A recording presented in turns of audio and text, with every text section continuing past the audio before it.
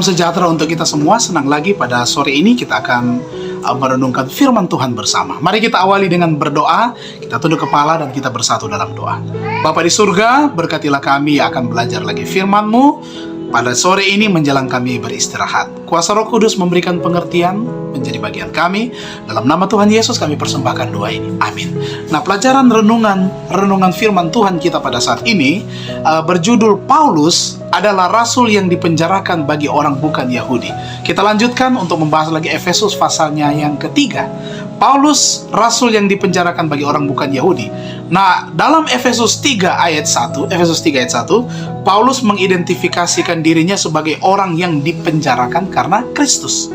Caranya berargumen bahwa meskipun ia mungkin tinggal di penawanan Romawi dan tampaknya berada di bawah otoritas kekaisaran Romawi, ada tujuan ilahi yang lebih dalam yang sedang dikerjakan dalam hidupnya.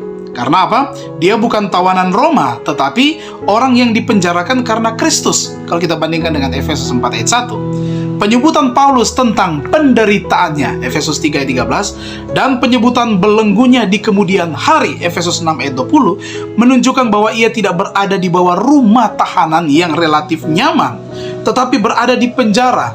Nah, saudara-saudara, berada di penjara pada abad pertama dan di penjara bawah tanah Romawi itu sangat menantang. Kenapa?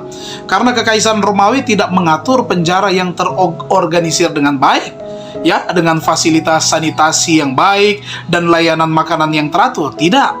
Faktanya kekaisaran memiliki kebutuhan yang sedikit akan penjara karena penahanan tidak digunakan sebagai alat hukuman. Tetapi orang-orang yang ditempatkan di penjara hanya sementara mereka menunggu persidangan atau eksekusi. Dan para tahanan, katanya, diharapkan untuk menafkahi diri mereka sendiri dan bergantung kepada kerabat, teman untuk memasok makanan untuk kebutuhan-kebutuhan mereka. Nah, kekhawatiran Paulus mungkin berpusat pada dampak emosional dari pemenjaraannya terhadap orang-orang percaya. Karena menjadi tahanan adalah aib sosial yang ekstrim. Dalam konteks budaya, kehormatan, kehinaan.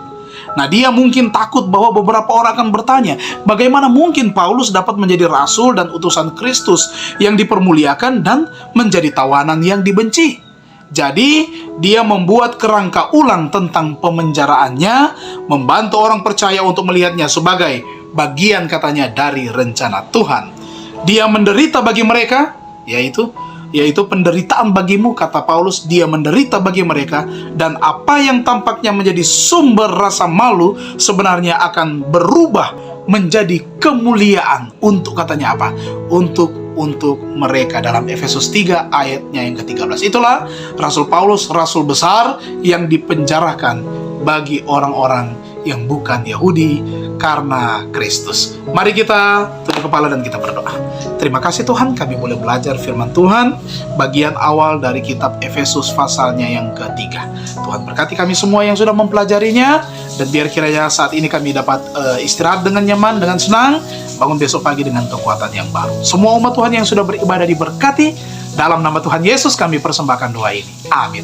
Terima kasih, Tuhan Yesus memberkati kita semua.